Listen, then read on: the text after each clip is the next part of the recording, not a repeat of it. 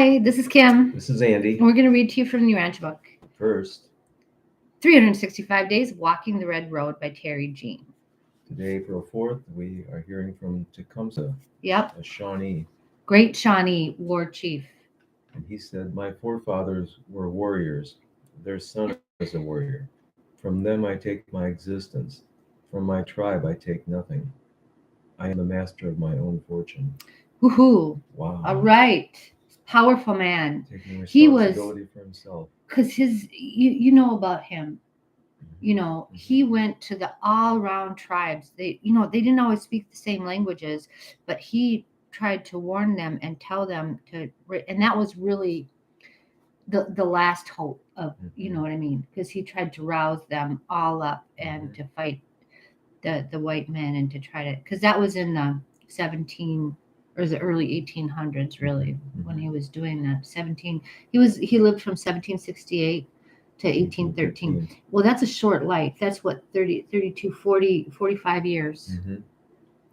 So in that short life, in the early 1800s, he must have been that leader. Late 1700s, that he tried to rouse them up, and that was around in Ohio River Valley, that he was traveling. And having remembered him, it's important to note that on this date in history, yes, in 1991, according to the U.S. Census, 1,959,234 American Indians live in the United States. They are still here. They're not gone. They're not gone. They're just a bit invisible because of reservations, but they're still here.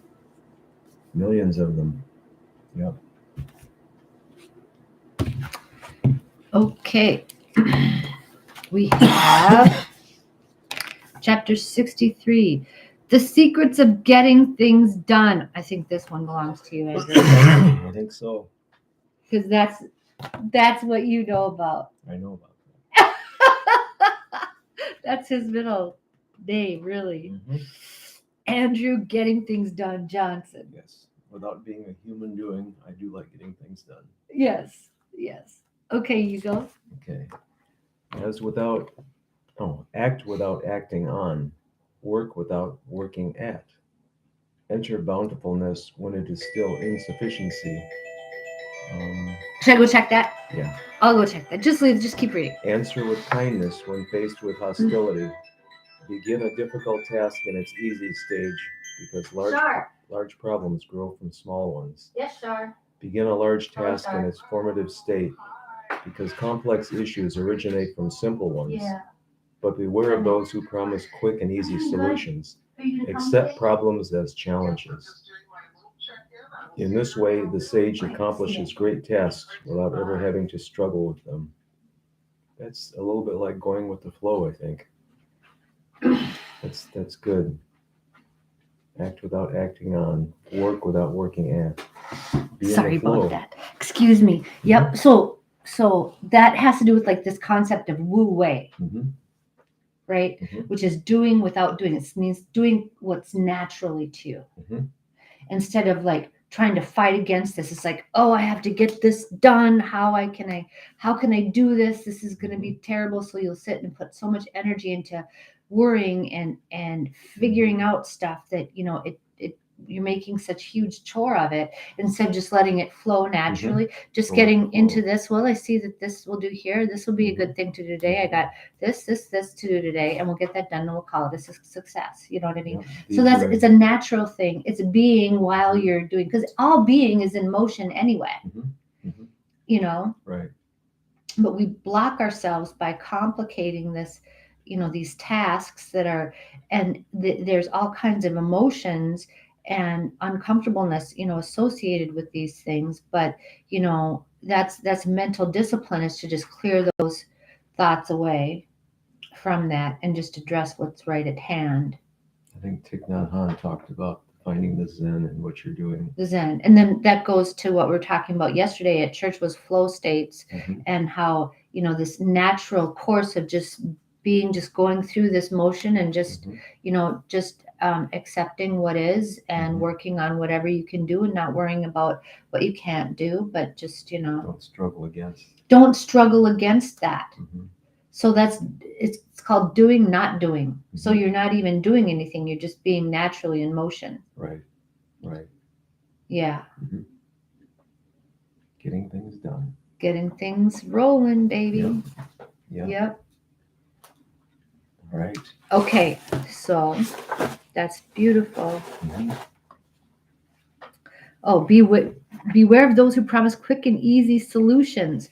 Right. Like we're going to get a shortcut for you so you don't have to do this thing that's uncomfortable for you to do. Well, Mhm. that's usually that's very profitable, isn't it? And it's garbage, Right. right? Okay, we're talking about Paper sources. 41. Paper 41, section 7, sources of solar energy. Well, that seems too easy. It's the stars. Well, yeah, but where do the stars get their energy? Well, let's find out. Okay, let's do that. Okay, the internal temperature of many of the suns, even your own, is much higher than is commonly believed. In the interior of a sun, practically no whole atoms exist. They are all more or less shattered by the intensive X-ray bombardment, which is indigenous to such high temperatures. Regardless of what material elements may appear in the outer layers of a sun, those in the interior are rendered very similar by the dissociative action of the disruptive X rays. X ray is the great leveler of atomic existence. I did not know that. So that's, and I don't know what Marie Curie discovered X rays, right? Right. Okay, so when did she publish? Accidentally. Yeah, accidentally. See, because I think this was right around this time where people were getting these ideas. Okay, so I don't know if they mean the same thing. Marie Curie, yeah, okay, meant the same thing as what they're talking about, right?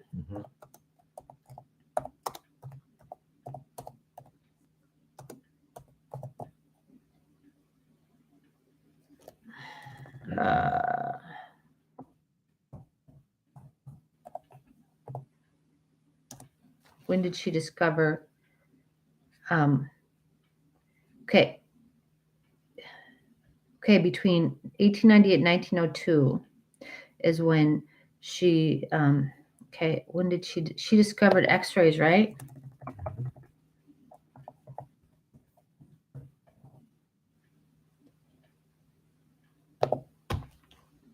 1895. So it was right here. These were all new things they're finding. Okay, so probably they meant the same thing. I think we can assume that they're meaning the same thing as X-rays that she meant.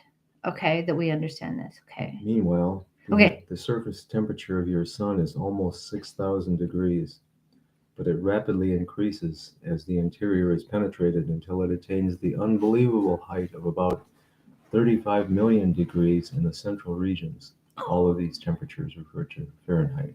Okay, Fahrenheit scale. All of these phenomena are indicative of enormous energy expenditure, and the sources of solar energy, named in the order of their importance, are 1. Annihilation of atoms and eventually of electrons. Right, they can annihilate an electron into because they talk about annihilating like protons, like quarks and neutrons are bigger than electrons, and they can break those apart into quarks. But the parts of an electron, we really talks about the parts of an electron because that's so little, right? Okay.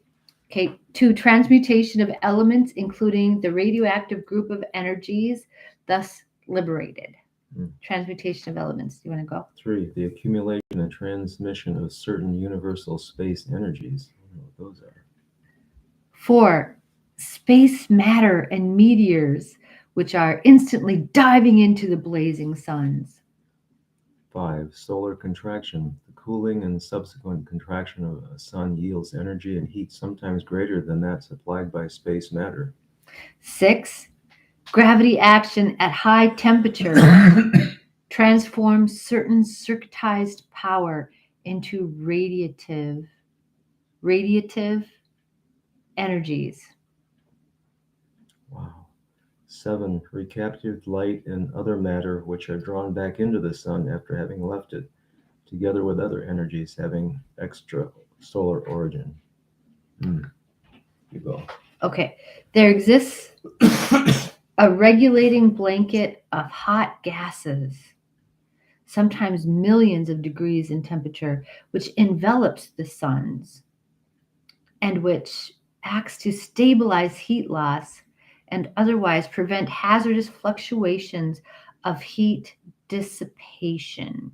That's like the corona. You hear about a corona of the sun. Like, and I think it's interesting. Okay, wait, I'm going to say something, but I'm going to finish this paragraph in a minute. Okay. During the active life of a sun, the internal temperature of 35 million degrees remains about the same, quite regardless of the progressive fall of the external temperature. Okay, wait. Okay, so I was just thinking about how, because I know in our atmosphere on Earth here, it gets colder for a while, right? It gets colder, like you get up, and then you get into the thermosphere. There's a thermosphere where it's hot before it gets cold again and it's in space. So it's like, it's hot, then it's cold, it's warm near the surface, and then it gets colder, and then it gets hot, and then it gets cold. So it's like that. It's like that rule again here of the ping pong rule, how things happen from one end to the other instead of you think it should be this gradually, what I mean, leveling, gradually getting colder in the outside. But here the thing in the middle, it's really hot, then it's a little bit colder, and then it gets this other envelope that's really hot again that prevents the heat escape, and then before it gets colder again. Although that envelope that prevents the heat escape, even that can't prevent solar flares from reaching way out into space. Okay, that's maybe true.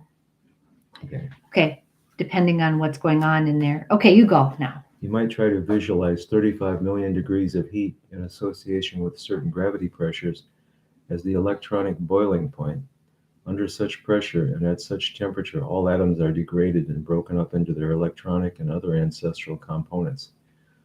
Even the electrons and other associations of ultimatons. Yeah, there's the ultimatons. May be broken up, but the suns are not able to degrade the ultimatons. Right, ultimaton. So there is a particle that is the base particle. Okay. The electrons can be broken up, but not an ultimaton. So what the heck is an ultimaton? These solar temperatures operate to enormously speed up the ultimatons and the electrons, at least such of the latter as continue to maintain their existence under these conditions. You will realize what high temperature means by way of the acceleration of ultimatonic and electronic activities when you pause to consider that one drop of ordinary water contains over 1 billion trillions of atoms, right? This is the energy of more than 100 horsepower exerted continuously for 2 years. The total heat now given out by the solar system, sun, each second is sufficient to boil all the water in all the oceans on Urantia in just 1 second of time. Woo! Okay, so that's pretty hot.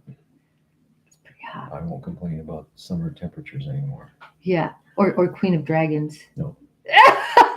Only those suns which function in the direct channels of the mainstreams of universe energy can shine on forever. Such solar furnaces blaze on indefinitely, being able to replenish their material losses by the intake of space force and analogous circulating energy.